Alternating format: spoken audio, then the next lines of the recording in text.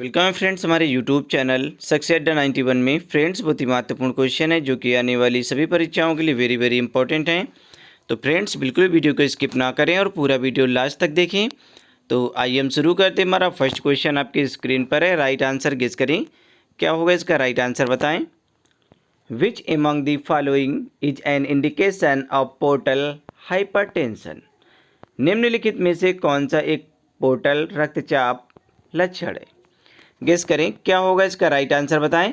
DSSB stop nurse में पूछा गया क्वेश्चन है 2013 में। तो बताएं क्या होगा इसका राइट आंसर, गेस करें। ऑप्शन आपकी स्क्रीन पर है। तो देखिए ऑप्शन बी यहाँ पे आपका राइट होगा, हेमेटेमेसिस। ऑप्शन बी आपका राइट है, हेमेटेमेसिस। अब यहाँ पे हम एक्सप्लेन देख लेते हैं। हेमेटेमेसिस पोर्टल उच्च रक्तचाप का एक लक्षण है। जो हेमेटेमेसिस पोर्टल है वो उच्च रक्तचाप का एक लक्षण है। इस बीमारी में खून की उल्टी, वोमिटिंग ऑफ ब्लड, खून की उल्टी होना या होने की जो संभावना है वो बनी रहती है। और ये संभावनाएं कब होती हैं? जब आपको अल्सर, कैंसर, आमाशय से आप रोगग्रस्त होते हैं। ठीक है, ये समस्याएं तभी होती हैं जब आप अल्सर होता है आपको, या कैंसर, या फिर आमाशय के रोगग्रस्त होने के कारण ऐसी संभावनाएं उत्पन्न होती हैं। उदर में स्थित आहार नाल के विभिन्न भागों से अवरुद्ध रुधिर लाने वाली जो समस्त सिराएं होती हैं वो मिलकर एक बड़ी सिरा का निर्माण करती हैं, बड़ी सिरा बनाती हैं, जिसे हेपेटिक पोर्टल या फिर यकृत निवारिका सिरा कहा जाता है। जिसे हेपेटिक पोर्टल या फिर यकृत निवारिका सिरा कहा जाता है, क्योंकि यह निम्न महासिरा इन्फीरियर वेना कोवा, ठीक है, क्योंकि यह निम्न महासिरा अर्थात इन्फीरियर वेना कोवा में खुलने के बजाय यकृत के बाएं पिंड में पहुंचकर कोशिकाओं में बट जाती हैं।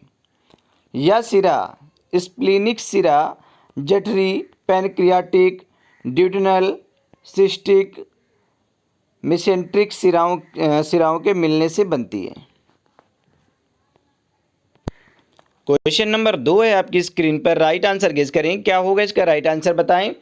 इन ट्यूमर ग्लाइसिस सिंड्रोम देयर इज, ठीक है, यहाँ पे लाइसिस नहीं है, यहाँ पे ग्लाइसिस है। ठीक है, यहाँ पे ग्लाइसिस होगा। ठीक है, इस जगह लाइसिस नहीं है। इन ट्यूमर ग्लाइसिस सिंड्रोम देयर इज, एक ट्यूमर ग्लाइसिस सिंड्रोम में है। अब बताएं क्या होगा इसका राइट आंसर गेस करें। ऑप्शन आपकी स्क्रीन पर देखिए। RUHS MSc नर्सिंग एग्जाम 2017 में पूछा गया क्वेश्चन है। तो बताएं क्या होगा इसका राइट आंसर। ऑप्शन आपकी स्क्रीन पर है। तो देखिए ऑप्शन सी यहाँ पे आपका राइट होगा, हाइपर यूरेसीमिया। ऑप्शन सी आपका राइट है, हाइपर यूरेसीमिया। एक ट्यूमर ग्लाइसिस सिंड्रोम एक हाइपर यूरेसीमिया है। अब यहाँ पे हम देख लेते हैं एक्सप्लेन। बड़े पैमाने पर कोशिका मृत्यु और न्यूक्लियर विखंडन से बड़ी मात्रा में न्यूक्लिक एसिड उत्पन्न करता है। बड़े पैमाने पर कोशिका मृत्यु और न्यूक्लियर विखंडन से बड़ी मात्रा में न्यूक्लिक एसिड उत्पन्न करता है। इनमें से प्यूरिन अर्थात एडेनिन और ग्वानिन को प्यूरिन डिग्रेडेशन मार्ग के माध्यम से यूरिक एसिड में परिवर्तित किया जाता है और मूत्र में उत्सर्जित किया जाता है। हालांकि यूरिक एसिड के ट्यूमर सांद्रता से उत्पन्न सांद्रता पर uric acid monosodium urate crystal के रूप में अवक्षेपित करने के लिए उपयुक्त है। क्वेश्चन नंबर 3 है आपकी स्क्रीन पर। राइट आंसर गेस करें, क्या होगा इसका राइट आंसर बताएं। पहले क्वेश्चन को पढ़ लें, उसके बाद ही आंसर दें। तो गेस करें क्या होगा इसका राइट आंसर बताएं। When assessing a child with chronic hypoxia, the nurse should monitor for, बताएं क्या होगा इसका राइट आंसर गेस करें। चिरकालिक हाइपोक्सिया, ठीक है, क्रोनिक हाइपोक्सिया वाले एक बच्चे का आकलन करते समय नर्स को किसका ध्यान रखना चाहिए। देखिए ESIC स्टॉप नर्स में पूछा गया क्वेश्चन है, 2016 और 17 में पूछा गया क्वेश्चन है ये। तो बताएं क्या होगा इसका राइट आंसर गेस करें। तो देखिए ऑप्शन यहाँ पे सी आपका राइट होगा, स्लो इरेगुलर रेस्पायरेशन, धीमी और अनियमित श्वास दर, स्लो इरेगुलर रेस्पायरेशन। अब यहाँ पे हम देख लेते हैं एक्सप्लेन देख लें। चिरकालिक हाइपोक्सिया क्रोनिक से हाइपोक्सिया कहा जाता है। इस क्रोनिक हाइपोक्सिया वाले जो बच्चे होते हैं, बच्चों की जो श्वसन दर होती है अनियमित एवं धीमी हो जाती है, अतः नर्स द्वारा उसके श्वसन दर का आकलन करना चाहिए। क्वेश्चन नंबर 4 है आपकी स्क्रीन पर, राइट आंसर गेस करें, क्या होगा इसका राइट आंसर बताएं। Post operative wound is observed for, post operative wound is observed for, post operative घाव के लिए परीक्षण किया जाता है। बताएं क्या होगा इसका राइट आंसर गेस करें, ऑप्शन आपके स्क्रीन पर है। तो देखिए बीएचयू नर्सिंग ऑफिसर एग्जाम 2019 में पूछा गया क्वेश्चन है, पोस्ट ऑपरेटिव घाव के लिए परीक्षण किया जाता है, तो किसका परीक्षण किया जाता है, तो गेस करें क्या होगा इसका राइट आंसर बताएं। तो देखिए ऑप्शन बी यहाँ पे आपका राइट होगा, bleeding and discharge, bleeding and discharge का परीक्षण किया जाता है पोस्ट ऑपरेटिव घाव के लिए कहा गया था कि किसका परीक्षण किया जाता है, तो देखिए ब्लीडिंग एंड डिस्चार्ज का परीक्षण किया जाता है। अब यहाँ पे हम एक्सप्लेन देख लेते हैं। सर्जरी के बाद पहले कुछ दिनों के लिए, जो सर्जरी के बाद पहले कुछ दिनों के लिए घाव को कवर करके पट्टी बांध देते हैं या पट्टी अर्थात ड्रेसिंग कर दें, जिससे खून का बहना बंद हो जाए। सर्जरी के बाद पहले कुछ दिनों के लिए घाव को कवर करके उस पर पट्टी बांध दें अर्थात ड्रेसिंग कर दें, जिससे जो खून बह रहा है वो बंद हो जाए। यदि लगे हुए घाव बंद हो जाएं तो पहले कुछ दिनों में 3 बार से अधिक ड्रेसिंग को नहीं बदलना चाहिए। अब क्वेश्चन है यहाँ पे आपका 5 नंबर आपके स्क्रीन पर है, राइट आंसर गेस करें, क्या होगा इसका राइट आंसर बताएं। क्वेश्चन है surgery performed in colon cancer, guess करें क्या होगा इसका right answer. Surgery performed in colon cancer, colon cancer जो होता है आपका, उसमें सर्जरी की जाती है, तो उसे क्या कहा जाता है बताएं, क्या होगा इसका राइट आंसर। कोलन कैंसर में जो सर्जरी की जाती है उसे क्या कहा जाता है। आरआरबी स्टाफ से पूछा गया क्वेश्चन है, ग्रेड सेकेंड में 2012 में पूछा गया था ये। तो देखिए बहुत ही सिंपल क्वेश्चन है, आप जल्दी से आंसर दें, क्या होगा इसका राइट आंसर बताएं। तो देखिए ऑप्शन डी यहाँ पे आपका राइट होगा, कोलेक्टोमी कहा जाएगा। कोलन कैंसर में जो सर्जरी की जाती है उसे कोलेक्टोमी कहा जाता है। अब हम एक्सप्लेन देख लेते हैं। कोलेक्टोमी एक सर्जिकल प्रोसीजर है, जो कोलेक्टोमी है वो एक सर्जिकल प्रोसीजर है जिसका प्रयोग कोलन से संबंधित बीमारियों में किया जाता है। ठीक है, जिसका संबंध कोलन से संबंधित बीमारियों में किया जाता है। कोलन कैंसर में इस सर्जरी का प्रयोग किया जाता है। वैसे तो यह काफ़ी सुरक्षित सर्जरी मानी जाती है, किंतु इस दौरान बेहोश होना, रक्त का थक्का जमना, रक्तस्राव आदि का खतरा उत्पन्न होने की संभावना भी बनी रहती है। क्वेश्चन नंबर 6 है आपकी स्क्रीन पर, राइट आंसर बताएं, क्या होगा इसका राइट आंसर गेस करें, ऑप्शन आपकी स्क्रीन पर है। तो क्वेश्चन को पढ़ें उसके बाद ही आंसर दे। देखिए जल्दबाजी में कोई भी आंसर मत दिया करें, ठीक है, गलत आंसर देंगे घाटा आप ही का होगा, क्योंकि अगर गलत आंसर आप तुक्का मारेंगे तो हमेशा से आदत पड़ जाती है तुक्का मारने की, ठीक है, फिर पढ़ने में मन नहीं लगता है। इस वजह से ज़्यादा आप क्वेश्चन को पढ़ें उसके बाद ही आंसर दें। तो क्वेश्चन है all the following infections are transmitted through exposure to infectious blood are all except निम्नलिखित सभी संक्रमण संक्रामक रक्त के संपर्क में आने से होते हैं सिवाय एक को छोड़कर। अब बताएं क्या होगा इसका राइट आंसर गेस करें। देखिए MPCHO में पूछा गया क्वेश्चन है 2021 में, तो बताएं क्या होगा राइट आंसर यहाँ पे गेस करें। तो देखिए ऑप्शन ई यहाँ पे आपका राइट होगा, ऑप्शन ई हेपेटाइटिस ई, ठीक है, बाकी सभी जो ये दिए हैं हेपेटाइटिस बी, हेपेटाइटिस सी और HIV, ठीक है। कभी क्वेश्चन पूछा गया था कि सभी जितने भी संक्रमण हैं संक्रामक रक्त के संपर्क में आने से होते हैं, तो ये क्या होते हैं, ये रक्त के संपर्क में आने से होते हैं, ठीक है। बाकी ये आपका जो हेपेटाइटिस ई है ये रक्त के संपर्क में आने से नहीं होता है, ठीक है। तो ये संक्रमण जो है इन्फेक्शन। अब यहाँ पे हम देख लेते हैं संक्रामक रक्त के संपर्क में आने से कौन कौन सी बीमारियाँ होती हैं। तो हेपेटाइटिस ई संक्रमित व्यक्ति के संपर्क में आने से और भोजन या फिर पेय पदार्थ खाने से होता है। जो आपका ये ऑप्शन डी यहाँ पे है हेपेटाइटिस ई, यह संक्रमित व्यक्ति के संपर्क में आने से और यह भोजन या खाद्य पदार्थ खाने से होता है। जबकि जो हेपेटाइटिस बी हो गया, सी हो गया और HIV हो गया, ये संक्रामक रक्त से होते हैं। ठीक है, ये ध्यान देने योग्य बातें हैं। ठीक है, और इसे अच्छे से पढ़ लें, क्योंकि जो कभी कभी क्वेश्चन पूछा भी जा सकता है ना कि जो हेपेटाइटिस ई है वो किससे फैलता है। ठीक है, तो ये क्या होता है कि आपका जवाब होगा कि व्यक्ति के संपर्क में आने से, संक्रमित व्यक्ति के संपर्क में आने से, या फिर भोजन पेय पदार्थ खाने से। ठीक है, तो आपका हेपेटाइटिस ई हो जाता है। और अभी आपको अभी आपने जस्ट पढ़ा है ऊपर, और एक्सप्लेन में भी पढ़ रहे हैं कि जो बी हो गया और सी हो गया और HIV हो गया, ये संक्रामक रक्त के होने से होता है। ठीक है, जो संक्रमण है, इन्फेक्शन है, ये संक्रामक जब रक्त से होता है। तो क्वेश्चन नंबर हमारा 7 है आपकी स्क्रीन पर। राइट आंसर गेस करें, क्या होगा इसका राइट आंसर बताएं। The term thrombocytopenia means, thrombocytopenia शब्द का अर्थ क्या है, बताएं क्या होगा इसका राइट आंसर गेस करें। ऑप्शन आपकी स्क्रीन पर है। देखिए MPCHO में पूछा गया क्वेश्चन है 2021 में, तो बताएं क्या होगा इसका राइट आंसर। थ्रोम्बोसाइटोपेनिया शब्द का अर्थ क्या होता है, गेस करें।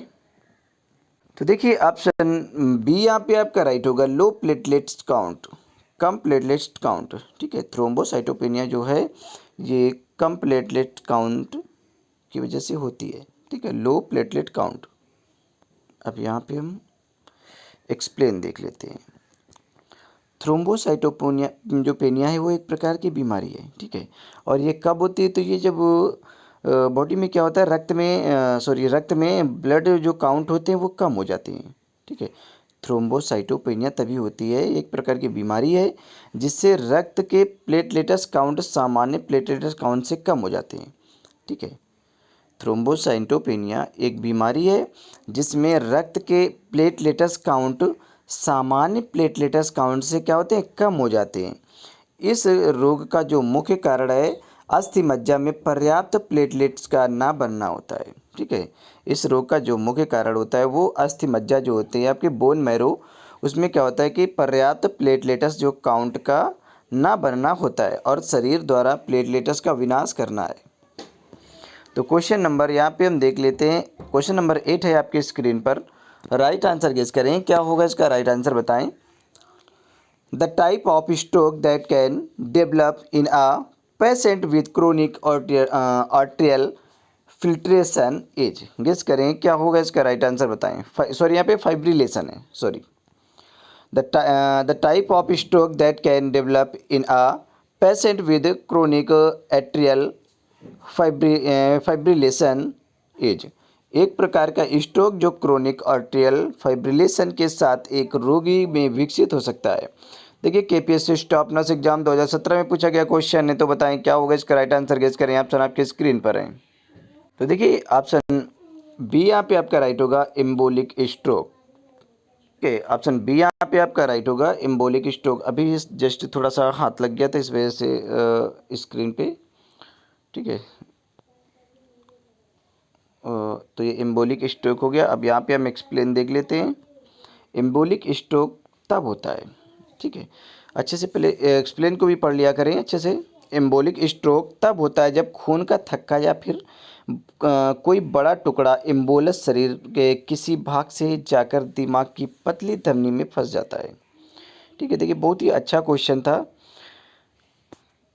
तो इससे जो एक्सप्लेन है, एक्सप्लेनेशन को अच्छे से पढ़ें। ठीक है, पहले तो क्वेश्चन को एक बार फिर से देख लें, क्योंकि जल्दबाजी में कभी कभी क्वेश्चन समझ में नहीं आते हैं। कह रहा है कि the type of stroke that can develop in a patient with chronic arterial fibrillation is, एक प्रकार का स्ट्रोक जो क्रोनिक आर्टेरियल फाइब्रिलेशन के साथ एक रोगी में विकसित हो सकता है। ठीक है, एक रोगी में विकसित हो सकता है। तो क्या होता है, एम्बोलिक स्ट्रोक होता है। अब यहाँ पे हम एक्सप्लेन देख लेते हैं। तो एक्सप्लेन देखिए, एम्बोलिक स्ट्रोक तब होता है जब जो खून होता है, खून का थक्का होता है या कोई बड़ा टुकड़ा एम्बोलस, ठीक है, जो बड़ा टुकड़ा होता है उसको एम्बोलस कहा जाता है। ठीक है, एम्बोलस शरीर के किसी भाग से जाकर दिमाग की पतली धमनी में फंस जाता है, जिससे क्या होता है, दिमाग को खून की आपूर्ति अर्थात अवरुद्ध हो जाती है, ब्लड सप्लाई नहीं हो पाती है। तो यह इलाज के लिए आपात स्थिति होती है, या इलाज के लिए क्या होती है, आपात स्थिति होती है, और तत्काल इलाज जरूरी है। तो अब यहाँ पे हम देख लें अगला क्वेश्चन, 9 नंबर आपकी स्क्रीन पर है। राइट आंसर बताएं क्या होगा इसका राइट आंसर गेस करें। Which of the pulse is palpated to see the effectiveness of CPR। प्रभावी सीपीआर को देखने के लिए कौन सी नाड़ी पलपेट करनी चाहिए? बताएं क्या होगा इसका राइट आंसर, गेस करिए। ऑप्शन आपकी स्क्रीन पर है। तो देखिए यहाँ पे कैरोटिड पल्स को पलपेट करना चाहिए। ऑप्शन बी यहाँ पे आपका राइट है। प्रभावी सीपीआर को देखने के लिए कौन सी नाड़ी पलपेट करनी चाहिए? तो यहाँ पे ऑप्शन बी आपका राइट है, कैरोटिड पल्स। अब यहाँ पे हम देख ले सीपीआर। सीपीआर का पूरा नाम क्या होता है? कार्डियोपल्मोनरी रिससाइटेशन। ठीक है, कार्डियोपल्मोनरी रिससाइटेशन को देखने के लिए कैरोटिड नाड़ी को पलपेट करना चाहिए। क्वेश्चन नंबर 10 है आपके स्क्रीन पर। राइट आंसर गेस करें, क्या होगा इसका राइट आंसर बताएं। All are ear problems except, केवल एक को छोड़कर बाकी सभी कान की समस्याएं हैं।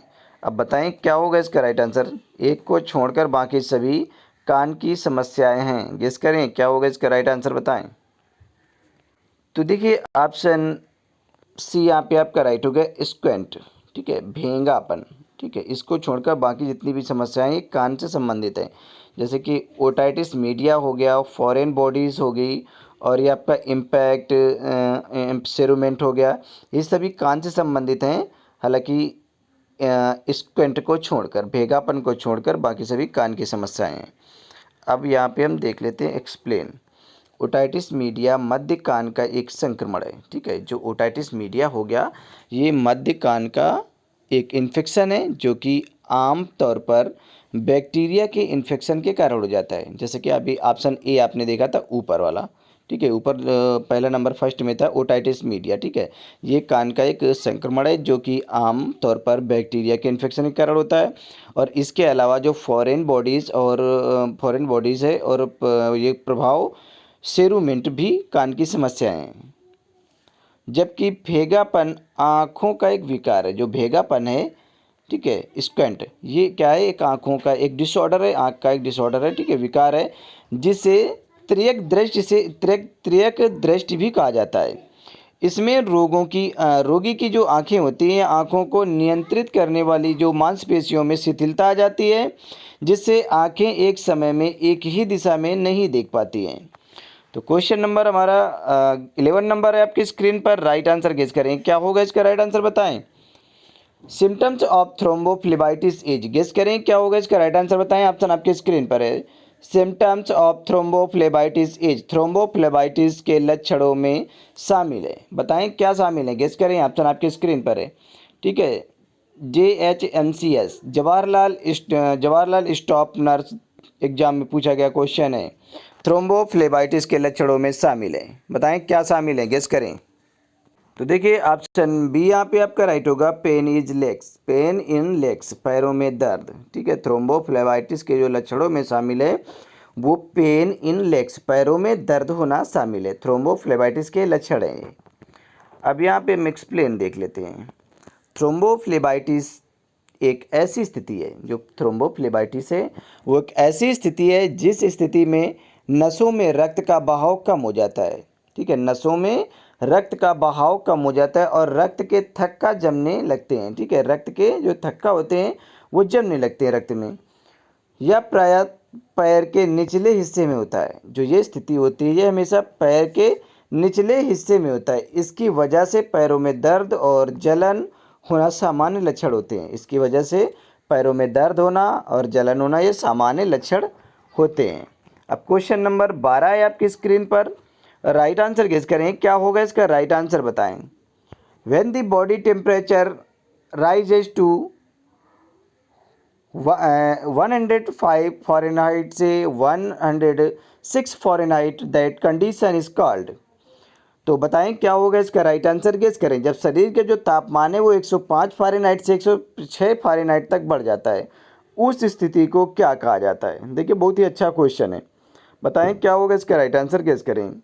When the body temperature rises to 105 Fahrenheit to 106 Fahrenheit, that condition is called. Guess करें क्या होगा इसका right answer. RRB staff nurse में पूछा गया क्वेश्चन है। तो देखिए इसे हाइपर पायरेक्सिया कहा जाएगा। ठीक है, हाइपर पायरेक्सिया कहा जाएगा। ऑप्शन बी यहाँ पे आपका राइट है। अब यहाँ पे हम एक्सप्लेन देख लेते हैं। बुखार को हाइपर पायरेक्सिया कहा जाता है। अत्यधिक जब बुखार होता है उस समय इसे हाइपरपेरेक्सिया के नाम से जाना जाता है। ठीक है, बुखार को ही हाइपरपेरेक्सिया कहा जाता है। इसमें क्या होता है, शरीर का तापमान सामान्य से ऊपर चला जाता है। ठीक है, उसे जब बुखार आपको होता है तो जो शरीर का टेम्परेचर होता है वो सामान्य से ऊपर चला जाता है। ठीक है, तो इसे हाइपरपेरेक्सिया कहा जाता है जब और इसमें शरीर का तापमान सामान्य से ऊपर रहता है। हाइपरपेरेक्सिया के समय शरीर के जो तापमान है वो 40 या फिर 41 डिग्री सेल्सियस, ठीक है, 40 या 41 डिग्री सेल्सियस यानी कि 104 फ़ारेनहाइट से 105 फ़ारेनहाइट तक हो जाता है। इस स्थिति में मरीज की जो हालत है वो अत्यंत खराब हो जाती है। अब यहाँ पे हम क्वेश्चन देखते हैं। 13 नंबर क्वेश्चन आपके स्क्रीन पर है। राइट आंसर बताएं, क्या होगा इसका राइट आंसर, गेस करें। क्वेश्चन के suction pressure applied during endotracheal sectioning of 45 years old lady is. 45 वर्ष की महिला के लिए एंडोट्रेकियल सेक्शनिंग के दौरान दबाव क्या होना चाहिए, बताएं क्या होगा इसका राइट आंसर। एक 45 वर्ष की महिला है, उसके लिए एंडोट्रेकियल जो सेक्शनिंग के दौरान दबाव क्या होना चाहिए। देखिए एमपी स्टाफ नर्स 2013 में पूछा गया क्वेश्चन है ये, तो गेस करें क्या होगा इसका राइट आंसर, बताएं। ऑप्शन आपके स्क्रीन पर है। तो देखिए ऑप्शन सी यहाँ पे आपका राइट होगा, 70 से 150 mm ऑफ Hg, 70 से 150 mm of Hg। Option C यहाँ पे आपका राइट है। अब यहाँ पे हम एक्सप्लेन देख लेते हैं। एंडोट्रेकियल सेक्शनिंग जो सेक्शनिंग है ब्रोंकियल हाइजीन थेरेपी, ठीक है, एंडोट्रेकियल सेक्शनिंग अर्थात जो आपकी ब्रोंकियल हाइजीन थेरेपी का एक भाग होता है। ठीक है, एंडोट्रेकियल जो सेक्शनिंग है ये ब्रोंकियल हाइजीन थेरेपी का एक भाग है।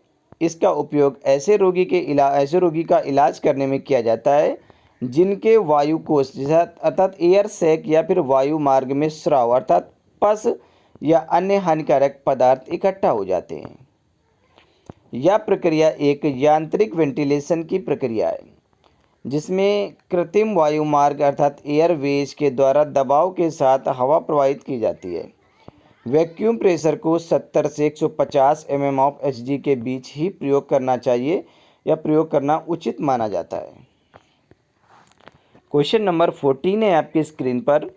राइट आंसर गेस करें, क्या होगा इसका राइट आंसर बताएं। What is the main reason of angina pectoris, what is the main reason for angina pectoris, angina pectoris का मुख्य कारण क्या है, बताएं। बहुत ही अच्छा क्वेश्चन है, बहुत ही सिंपल है। देखिए आरआरबी स्टाफ नर्स से पूछा गया क्वेश्चन है 2015 में, तो बताएं क्या होगा इसका राइट आंसर, गेस करें। ठीक है, क्वेश्चन को समझें उसके बाद ही आंसर दें, जल्दबाजी ना करें। और बहुत ही सिंपल क्वेश्चन है, आप लोगों ने बहुत बार पढ़ा होगा एंजाइना पेक्टोरिस। तो देखिए ऑप्शन डी यहाँ पे आपका राइट होगा। एंजाइना पेक्टोरिस का मतलब होता है कार्डियक डिसीज, हृदय रोग। ठीक है, कार्डियक डिसीज। अब यहाँ पे हम देख लेते हैं कार्डियक डिसीज कौन कौन सी हैं। देखिए बहुत कई तरीके से कार्डियक डिसीज होने की संभावना होती है। अगर आपको ये सारी समस्याएं तो आपको समझ लेते हैं मुझे कार्डियक डिसीज है, तो यहाँ पे हम एक्सप्लेन करते हैं।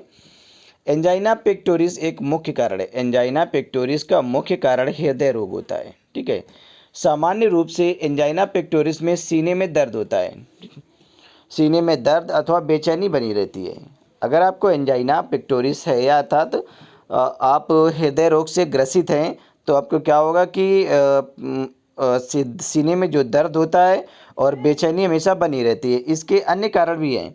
अब यहाँ पे अन्य कारण देख लें कि कैरोनस आर्टरीज में से किसी एक का एकाएक सिकुड़ना, कैरोनस आर्टरीज में किसी एक का अचानक सिकुड़ जाना जो अस्थायी होता है, जो अस्थायी होता है, या संकुचन वाहिनी से रक्त के प्रवाह को कम कर देता है अथवा रोक देता है और इस कारण हृदय के एक हिस्से में ऑक्सीजन युक्त रक्त नहीं पहुंच पाता है। नंबर 2 है एथेरोस्क्लेरोसिस हो गया और धूम्रपान हो गया। जो लोग धूम्रपान करते हैं उनके भी सीने में ये दर्द हो सकता है, एंजाइना पेक्टोरिस हो सकता है। देखिए सभी कई समस्याएं हो सकती हैं। सीने में जब दर्द होता है और बेचैनी होती है तो ये कई समस्याएं होती हैं। धूम्रपान हो सकता है, लंबे समय से होने वाले मनोवैज्ञानिक तनाव भी हो सकते हैं। बहुत ज़्यादा आप तनाव में रहते हैं, टेंशन में रहते हैं, तब भी आपके सीने में दर्द उत्पन्न हो सकता है, बेचैनी बनी रहती है। ठंड का प्रभाव भी हो सकता है कि ठंड की वजह से भी आपके सीने में दर्द हो सकता है। मनोवैज्ञानिक जैसे लंबे समय तक होने वाले मनोवैज्ञानिक तनाव हो सकते हैं, आयु का बढ़ना, ठीक है, जब एज बढ़ती है तब भी ऐसी समस्या उत्पन्न होती है। नमक का अधिक सेवन करना, ठीक है, अगर ज़्यादा आप नमक का सेवन कर रहे हैं तो आपके सीने में मतलब दर्द हो सकता है या फिर बेचैनी, क्योंकि हृदय रोग उत्पन्न हो सकते हैं, ठीक है। ये मतलब जितनी भी समस्याएं दी गई हैं, ये कारण दिए गए, इन कारणों से अगर आप नमक का भी सेवन अधिक करते हैं, आपकी एज ज़्यादा उम्र के हिसाब से भी हो सकता है, तो ठीक है, ये सारी समस्याएं, अगर हृदय रोग है आपको, ठीक है, तो ये सारी समस्याएं जिम्मेदार हैं। क्वेश्चन नंबर 15 है आपकी स्क्रीन पर, राइट आंसर बताएं क्या होगा इसका, राइट आंसर गेस करें। The chance of intra utero the chance of intra-utero transmission of AIDS is increased in the following condition।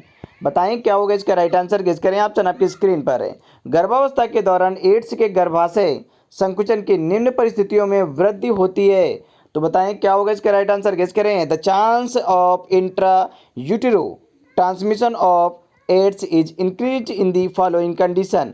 गर्भावस्था के दौरान एड्स के गर्भाशय संकुचन, गर्भाशय संचरण, सॉरी यहाँ पे गर्भाशय संचरण की निम्न परिस्थितियों में वृद्धि होती है। तो बताएं क्या होगा इसका, राइट आंसर गेस करें। ऑप्शन आपके स्क्रीन पर है। तो देखिए ज़्यादा समय ना गवाते हुए जल्दी से आंसर दें, क्योंकि हमारा लास्ट क्वेश्चन है। तो देखिए ऑप्शन डी आपका राइट होगा, ऑल ऑफ दीज, ठीक है, ऑल ऑफ दीज, ये सभी होंगे। तो देखिए ये कोरियो एम्नियोनाइटिस है, भ्रूण को ढकने वाली झिल्लियों में सूजन, ठीक है, कोरियो एम्नियोनाइटिस, इसका मतलब है तो भ्रूण जो होता है उसमें उसको ढकने वाली झिल्लियों में क्या होता है, सूजन आ जाना। और यहाँ पे आपका देखिए ऑप्शन बी जो है, prolong rapture of membrane and prolong labour, झिल्ली का लंबे समय से टूटना और प्रोलॉन्ग लेबर भी हो सकता है। और ऑप्शन सी भी आपका है, प्रीमेच्योरिटी एंड आईयूजीआर, कुसमयता और आईयूजीआर भी हो सकता है। यहाँ पे आईयूजीआर का पूरा नाम जरूर बताएं कमेंट बॉक्स में, क्या होगा आईयूजीआर का पूरा नाम क्या होगा, कमेंट बॉक्स में ज़रूर बताएं। अब यहाँ पे हम एक्सप्लेन देख लेते हैं। एड्स एक गंभीर समस्या है, ठीक है, एड्स एक क्या है, गंभीर समस्या है जो देखिए एड्स एक गंभीर समस्या है जो हमारी प्रतिरक्षा तंत्र को क्या करती है, समाप्त करने का काम करती है, ठीक है, हमारी प्रतिरक्षा तंत्र को समाप्त कर देती है। गर्भावस्था के दौरान एड्स का संचरण, भ्रूण को ढकने वाली झिल्लियों में सूजन, ठीक है, गर्भावस्था के दौरान एड्स का जो संचरण होता है तो भ्रूण को ढकने वाली जो झिल्लियाँ होती हैं उनमें सूजन हो जाती है। झिल्ली का लंबे समय से टूटना तथा प्रोलॉन्ग लेबर कुसमयता और आईयूजीआर के द्वारा होता है। अब आईयूजीआर का पूरा नाम जरूर बताएं कमेंट बॉक्स में, क्या होता है इसका फुल फॉर्म।